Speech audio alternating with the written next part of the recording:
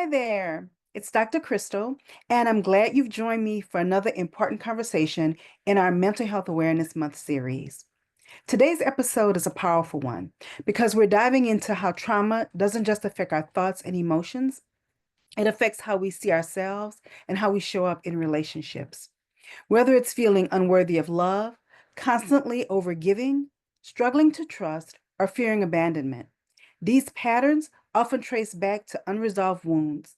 You may be smiling on the outside while silently believing you're not enough. Trauma has a way of rewiring our inner narrative and shaping how we connect with others.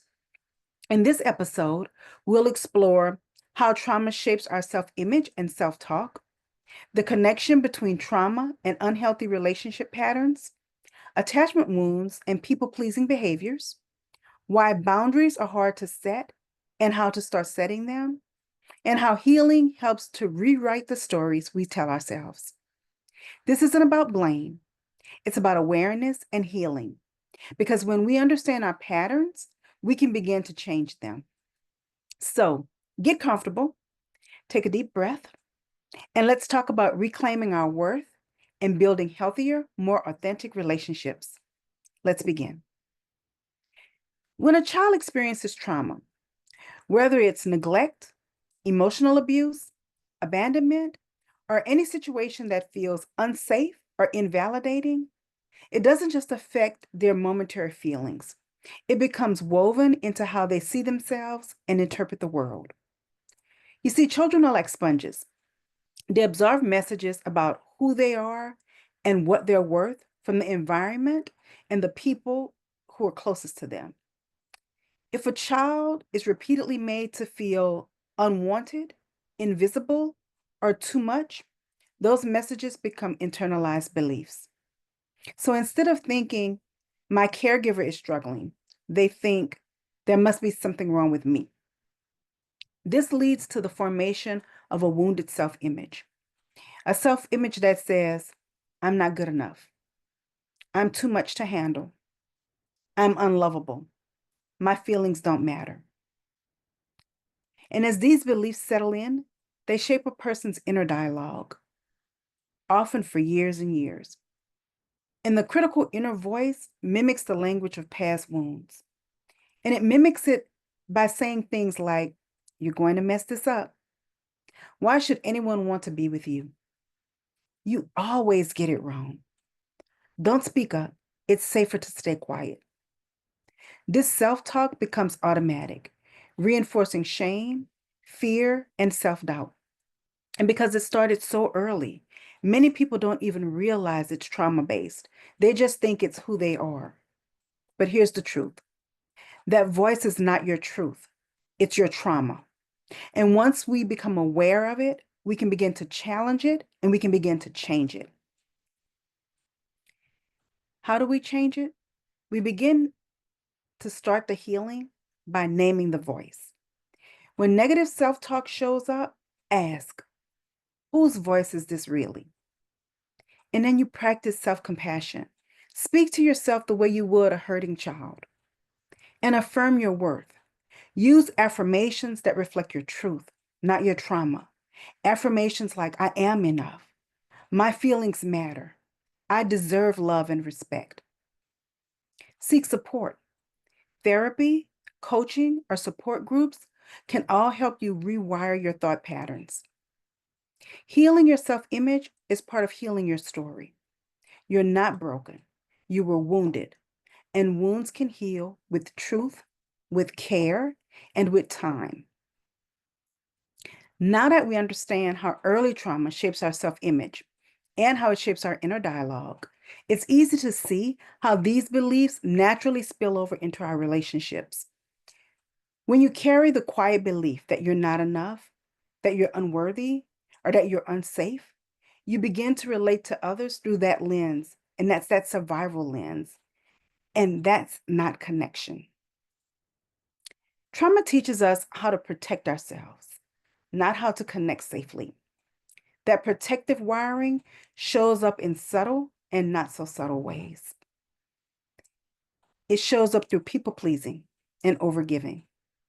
If a child is loved, but if love in childhood was conditional, if it were based on performance, on silence, or on perfection, you may have learned to overfunction in relationships just so that you could feel accepted. You may find yourself doing things like constantly prioritizing others' needs before your own, fearing saying no, or have a fear of setting boundaries. You may attach your worth to how helpful or how agreeable you are. This isn't kindness. It's a trauma response dressed as kindness. Then there's the fear of abandonment. If trauma involved loss, rejection, or emotional neglect, it can leave you feeling like people will always leave. And when you believe that, this can lead to clinginess or codependency. It can lead to jealousy or control. And it can lead to settling for toxic relationships. And you settle for those relationships out of fear of being alone, right? You would rather be in a toxic situation than to be by yourself. Then there's avoidance and emotional walls. On the other side of the spectrum, right? Some survivors of trauma shut down completely, and they do this to protect themselves. If connection once led to hurt, vulnerability may feel dangerous. And what this looks like is having difficulty trusting others, being emotionally distant in conflict, or keeping people at arm's length, even those people who love you. And then there's repeating familiar pain. So without healing, many people subconsciously recreate the dynamics they experienced in childhood, even if those relationships were unhealthy. And why do they do this? Because familiarity feels safer than the unknown, even when it hurts. This is why someone raised in chaos may gravitate toward chaos again. It's not what they want, but it's what their nervous system knows. But there's good news. The patterns can be unlearned. The first step in recognizing that these behaviors aren't who you are, they're responses to what you lived through, comes with healing. And healing allows you to, one, set boundaries without guilt, to choose mutually healthy relationships, to show up as your authentic self, not your protected self, and to stop performing for love and start receiving it freely. You see, we were wired in relationships, and we can be rewired in relationships also. Safe spaces, whether therapy, friendships, faith communities, or coaching, can all help you to relearn how to connect with others. And you can do that without fear when you're doing it in a safe and nurturing environment. So, as we uncover how trauma can silently direct our relationships pattern, it's important to zoom in on one of the issues that's critically at play, and that's attachment wounds. These wounds often begin in childhood, and they shape how we form emotional bonds with others. When early caregivers are inconsistent, when they neglect, when they're emotionally unavailable, or when they're abusive, it disrupts a child's ability to feel safe, to feel seen, and to feel secure. And that unmet need for emotional safety, it doesn't disappear as we grow. It just makes itself into adult behaviors, right? So, what are attachment wounds? Attachment wounds are emotional injuries caused by repeated experiences of feeling rejected, feeling ignored, feeling unsafe, and feeling not enough. These wounds whisper things like, I have to earn love. If I speak up, they'll leave. My needs are too much. And when you believe those things deep down, you begin to shape your behavior around avoiding rejection and maintaining connection at all costs.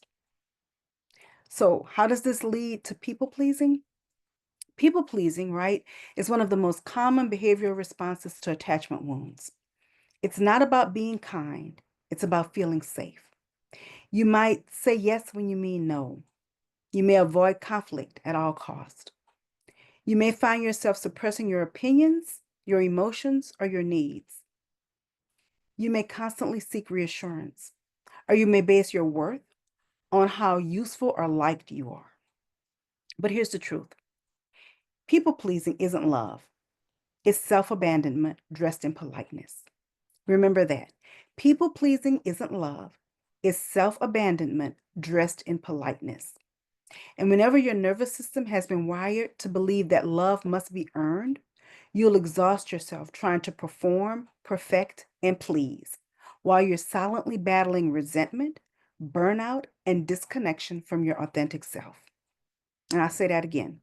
When your nervous system has been wired to believe that love must be earned, you'll exhaust yourself trying to perform, to perfect, and to please, while silently battling resentment, burnout, and disconnection from your authentic self. However, there is a path to healing. And healing attachment wounds means learning that you're worthy of love just as you are, your needs are valid, and you can say no and still be safe. Now, this requires intentional work, often through trauma-informed therapy or coaching, and that's to help you to rewire those early beliefs and to build secure attachment from the inside out. And as you heal, you'll find yourself no longer striving for approval, but choosing connection from a place of wholeness, not fear. And as we begin to understand how trauma influences our attachment styles and how it fuels people-pleasing behaviors, it naturally brings us to one of the most challenging but essential aspects of healing, and that's boundaries. Because if trauma taught you that love is conditional, if it taught you to shrink, to be silent, or to serve in order to stay safe, then the idea of setting boundaries can feel not only uncomfortable, it can feel dangerous. You see, for trauma survivors, especially those with attachment wounds, boundaries can trigger deep-rooted fears, fears of rejection, fears of abandonment, fears of conflict, and fears of not being enough. You may have been conditioned to believe that putting yourself last is noble, or that asking for what you need is selfish. So when you set a limit, your nervous system may scream, "This isn't safe." You'll lose everything. But here's what's true. Healthy boundaries are not walls. They're bridges to authentic connection. Healthy boundaries are not walls. They are bridges to authentic connection. They protect your peace, they honor your values, and they define where you end and where someone else begins. They protect your peace, honor your values, and define where you end and someone else begins. So let's talk a little bit about how to start setting boundaries, even if it feels scary. One, start with self-awareness. You can't set boundaries, right? If you don't know what your limits are. So ask yourself, what makes me feel drained or resentful? Where am I saying yes when I mean no? What do I need more or less of in my life? What makes me feel drained or resentful? Where am I saying yes when I mean no? What do I need more or less of in my life? Two, use clear, compassionate language. Boundaries don't need to be harsh to be firm. You may try saying things like, "I'm not available for that right now. That doesn't work for me, but here's what I can offer." Or, "I need some time to think before I commit," right? Use clear and compassionate language. Three, expect discomfort, not guilt. Discomfort is normal. It's a sign you're doing something new and brave. Guilt doesn't mean you're doing something wrong. It often just means you're doing something different. And four, stick to your word. Boundaries without consistency become empty words. Upholding them reinforces your self-worth and teaches others how to treat you. Boundaries without consistency become empty words. Upholding them reinforces your self-worth and teaches others how to treat you. So remember, boundaries aren't about keeping people out. They're about keeping yourself in, present, whole, and protected. You're not too much. You're not selfish. You're simply learning how to care for yourself in the ways that you always deserved. And once we begin honoring our boundaries and reclaiming space in our lives, something beautiful starts to happen. We begin to change the old narratives that we've carried for years. Because trauma doesn't just leave scars on the body or the mind, it leaves stories. Stories like, I'm not enough. I have to earn love. I'm too broken to be whole. If I speak up, I'll be abandoned. These aren't just thoughts, they're survival beliefs. They were created to protect us in unsafe environments. But as we heal, we realize these stories were never the full truth. You see, healing is the process of story reclamation. Healing isn't just about pretending the pain didn't happen. It's about acknowledging it and choosing a different lens. It's learning to say, I went through something hard, but I'm not what happened to me. Or saying, I can choose compassion over criticism. Or I deserve peace, safety, and joy. In that inner dialogue, it starts to shift slowly, steadily, and courageously. Rewriting your story looks like replacing self blame with understanding. I did what I did to survive, right? It looks like trading silence for voice. I matter. My needs matter. It's letting go of shame by saying things like, what happened to me is not a reflection of my worth. It's reclaiming your identity by saying, I get to define who I am, not my past. And that's a huge one, guys. You do get to define who you are. What happened in the past is the past, and it does not define who you are today. You see, the stories that you've lived may explain you, but they don't have to define you. And please hear that. The stories that you live may explain you. They may explain why you've made some of the decisions that you've made, why you've chosen the paths that you've chosen. They explain you, but they don't define you.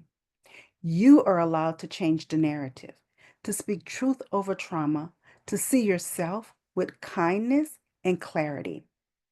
And every boundary you set, every lie you unlearn, every truth you embrace is part of that healing story.